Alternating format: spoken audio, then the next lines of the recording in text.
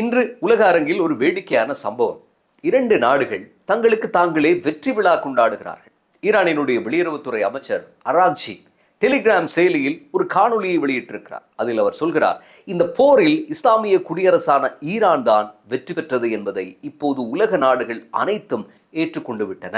எங்களுடைய எதிரிகள் நினைத்ததை விட நாங்கள் சாதிக்க விடவில்லை. இனிமேல் உலக வல்லரசுகளை எதிர்த்து நிற்கும் ஒரு மாபெரும் சக்தியாகவே ஈரான் பார்க்கப்பட வேண்டும் என்றார். அதே நேரத்தில் மறுபக்கம் அமெரிக்காவினுடைய வெர்ஜீனியா மாகாணத்தில் USS ஜெரால்ட் ஃபோர்ட் என்ற மாபெரும் போர் விமான தாங்கி கப்பல் வந்து கரையை தொட்டிருக்கிறது. அமெரிக்க அரசாங்கம் உடனடியாக திட்டம் வெற்றி, மிஷன் அக்கம்ப்ளிஷ்ட் என்று சொல்லி அறிவித்திருக்கிறது. இவர்கள் இருவருமே நாங்கள் தான் ஜெயித்தோம் என்று மார்தட்டி கொள்கிறார்கள். ஒரு போரில் எப்படி இரண்டு பேர் வெல்ல முடியும்? 75 நாட்கள், 6000க்கு மேற்பட்ட மரணங்கள், ஹோமூஸ் நீரிணை அடைப்பு என்று பல்வேறுபட்ட சம்பவங்களினுடைய முடிவில் ட்ரம்ப் சீனாவுக்கான விஜயத்தை முடித்து விமானம் ஏறி 24 மணி நேரத்துக்குள் ஒரு முக்கியமான அறிவிப்பும் வந்திருக்கிறது. இது குறித்தும் இன்றைய பதிவில் முழுமையாக நாம் பேச இருக்கிறோம். பிப்ரவரி 28 ஆரம்பித்த பிரச்சனை. அமெரிக்காவும் இஸ்ரேலும் இணைந்து ஈரானை தாக்கியிருந்தன. அப்போது அமெரிக்க அதிபர் முக்கியமான 4 இலக்குகளை சொன்னார். ஈரானில் ஆட்சி மாற்றம் வர வேண்டும். முதலாவது, அணுசக்தி திட்டம் முற்றுமுழுதாக அழிக்கப்படணும். மூன்றாவது, ஏவுகணைகள் அனைத்தும் அழிக்கப்பட வேண்டும். 4, ஈரானினுடைய பினாமி படைகள், ப்ராக்சிஸ், ஹிஸ்புல்லா, ஊதிகள் ஒழிக்கப்பட வேண்டும் என்றார். ஆனால் நிஜத்தில் என்ன நடந்திருக்கிறது? ஈரானினுடைய அதிஉயர் தலைவர் ஹமேனி கொல்லப்பட்டார். அது ஒரு வெற்றியாக அவர்கள் கொண்டாடுகிறார்கள். அணுசக்தி மையங்கள் தாக்கப்பட்டிருந்தன. இது ஒரு பகுதி வெற்றிதான். ஏவுகணைகள் அழிக்கப்பட்டனவா? இல்லை. ஈரானினுடைய காவல் படையிடம் இன்னுமே ஏவுகணைகள் இருக்கின்றன. ஆட்சி மாற்றம் வந்ததா என்றால் இல்லை. புதிய அதிஉயர் தலைவர் தேர்ந்தெடுக்கப்பட்டிருக்கிறார். அரசாங்கம் அப்படியே தான் இருக்கிறது. ப்ராக்சி படைகள் ஒழிக்கப்பட்டனவா? அதுவும் இல்லை. லெபனானில் ஹெஸ்புல்லாவும் செங்கடலில் ஊதிகளும் இன்னும் தாக்குதல் நடத்தி கொண்டுதான் இருக்கிறார்கள். ஹோமூஸ் நீரிணை திறக்கப்பட்டதா? அதுவும் இல்லை. அது இன்னும் ஈரானினுடைய கட்டுப்பாட்டில் தான் இருக்கிறது. கப்பல்கள் சிறைபிடிக்கப்படுகின்றன. முதல் நாளில் ட்ரம்ப் சொன்ன இலக்குகளில் எதை சாதித்திருக்கிறார்?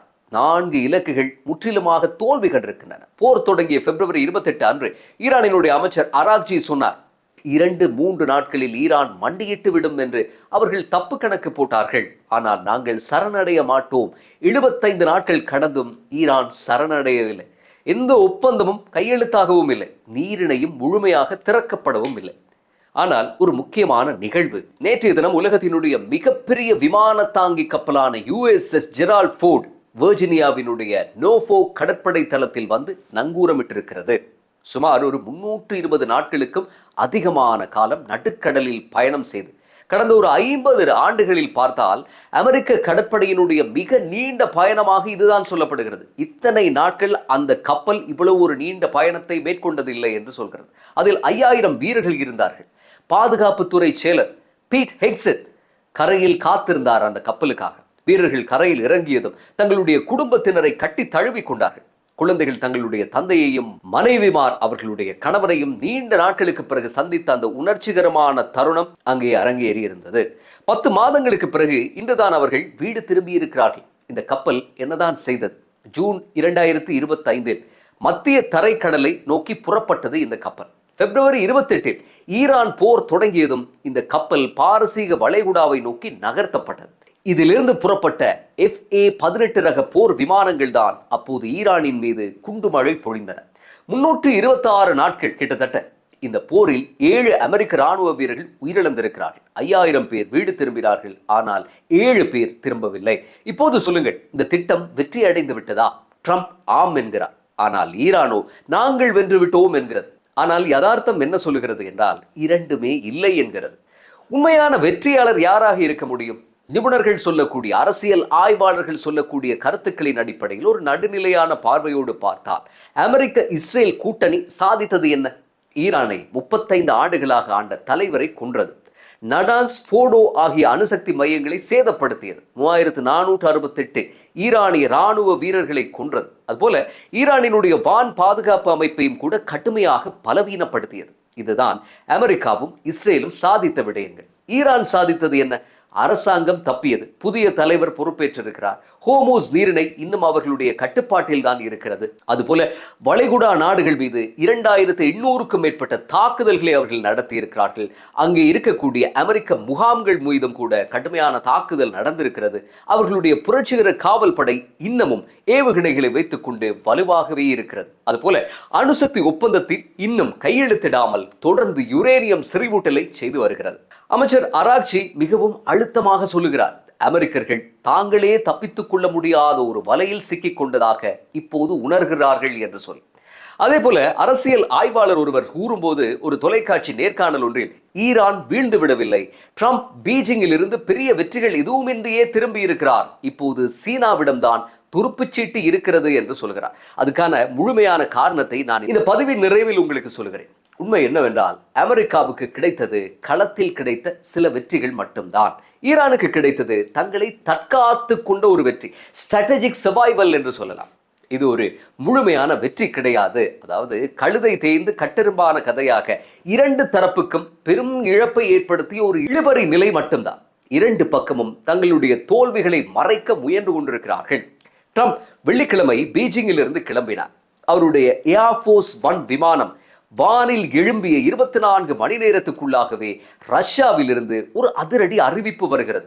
அதாவது மே 19, 20ஆம் தேதிகளில் ரஷ்ய அதிபர் புட்டின் பீஜிங்குக்கு வருகிறார், சீன அதிபரை சந்திக்கிறார் என்பதுதான் அந்த செய்தி. ட்ரம்ப் போனார், உடனே புட்டின் வருகிறார். ஒரே நகரம், ஒரே சீன அதிபர், அடுத்தடுத்த சந்திப்புகள். இது வெறும் தற்செயல் என்று நினைக்கிறீர்களா? இல்லவே இல்லை. இது சீனாவினுடைய திட்டமிட்ட ராஜதந்திரம். புட்டினின் வருகைக்கு என்ன காரணம்? இரண்டு தரப்பு உறவுகள், பொருளாதார கூட்டாண்மை மற்றும் முக்கிய சர்வதேச பிரச்சனைகள் என்று ரஷ்யா சொல்லுகிறது. அந்த சர்வதேச பிரச்சனைகள் என்பது உக்ரைனையும் குறிக்கும், ஈரானையும் குறிக்கும். இது ஏன் இவ்வளவு முக்கியம் என்றால் 2001 கையெழுத்தான சீன ரஷ்ய நட்பு ஒப்பந்தத்துக்கு 25வது ஆண்டு விழா இது. உக்ரைன் போருக்கு பிறகு மேற்கத்திய நாடுகள் விதித்த தடைகளால் ரஷ்யா இப்போது சீனாவை தான் முழுமையாக நம்பி இருக்கிறது. ஆக ட்ரம்ப் போய் 24 மணி நேரத்தில் புட்டின் வருகிறார் என்றால் சீனா என்ன சொல்ல வருகிறது? ஈரான் விவகாரத்தில் நான் மட்டும் முடிவெடுக்க மாட்டேன், ரஷ்யாவும் இதில் இருக்கிறது என்ற செய்தியை அமெரிக்காவுக்கு சொல்லுகிறது சீனா. ஈரானினுடைய மிக நெருங்கிய கூட்டாளி ரஷ்யா. ஈரானுக்கு சீனா அழுத்தம் கொடுத்தால் ரஷ்யா அதை சரி செய்ய முற்படும். ஆக இரண்டு பக்கங்களுக்கும் சீன அதிபர் தான் இப்போது தூதுவர். ஆக அமெரிக்க ஈரான் போரில் சீனாவினுடைய முக்கிய வகைபாகம் என்னவென்று இப்போது உங்களுக்கு புரிந்திருக்கும். அமெரிக்க முன்னாள் வர்த்தக பிரதிநிதி வேண்டி கட்லர் சொல்கிறார், இதுவரை பார்த்ததில் ட்ரம்ப் தன்னுடைய பீஜிங் பயணத்திலே பெரிதாக எதையும் சாதித்ததாக தெரியவில்லை என்று. ட்ரம்பினுடைய பயணம் எப்படி அமைந்தது? 200 போயிங் விமானங்கள் டீல் குறித்து சொன்னார், ஆனால் அது எதுவுமே உறுதிப்படுத்தப்படவில்லை. தாய்வானுக்கு ஆயுதம் விற்பது முடிவெடுக்கப்படவில்லை. ஈரான் ஒப்பந்தம் தெளிவாகவே இல்லை. ஆனால் புட்டினின் பயணம் அப்படி இருக்காது. பல ஒப்பந்தங்கள் கையெழுத்தாகும். உக்ரைன் மற்றும் ஈரான் குறித்து கூட்டு அறிக்கை வெளியாகும். இது எதிர்பார்க்கப்படக்கூடிய விஷயங்கள். யாருக்கு சீன அதிபர் அதிக முக்கியத்துவம் கொடுக்கிறார் என்பது இன்னும் ஒரு சில தினங்களில் புரிந்துவிடும். அடுத்து என்ன? 75 நாட்கள், 6170க்கும் மேற்பட்ட மரணங்கள். ஈரான் நாங்கள் வென்றோம் என்கிறது, ட்ரம்ப் நாங்கள் தான் வென்றோம் என்கிறார். ஆனால் யதார்த்தம் யாருக்கும் வெற்றியற்ற பெரும் இழப்பு என்று சாட்சி சொல்லுகிறது. 5000 அமெரிக்க வீரர்கள் வீடு திரும்பிவிட்டார்கள். ஆனால் 20,000 மாலுமிகள் இன்னும் நடுக்கடலில் தவித்துக் கொண்டிருக்கிறார்கள். ட்ரம்ப் பீஜிங் சென்றார், எந்த ஒப்பந்தமும் இல்லாமல் திரும்பினார். புட்டின் 3 நாட்களில் பீஜிங் செல்கிறார். அங்கு கூட்டு அறிக்கை நிச்சயமாக வெளியாகும். இப்போது உலகத்தினுடைய மிகவும் சக்தி வாய்ந்த மனிதர் சீன அதிபர் ஜி ஜின்பிங் தானா என்ற ஒரு முக்கியமான கேள்வியும் எல்லோருக்குள்ளும் எழக்கூடும். ஈரான் ஒப்பந்தத்தின் இறுதி விடை மே 19, 20ஆம் தேதிகளுக்கு பிறகுதான் தெரிய வரக்கூடும். புட்டின் சீன அதிபரை சந்தித்தால் ஈரானை ஒப்பந்தத்துக்கு வரச் சொல்வாரா அல்லது தடுப்பாரா? பொறுத்திருந்து பார்ப்போம். மீண்டும் அடுத்த பதிவில் சந்திப்போம்.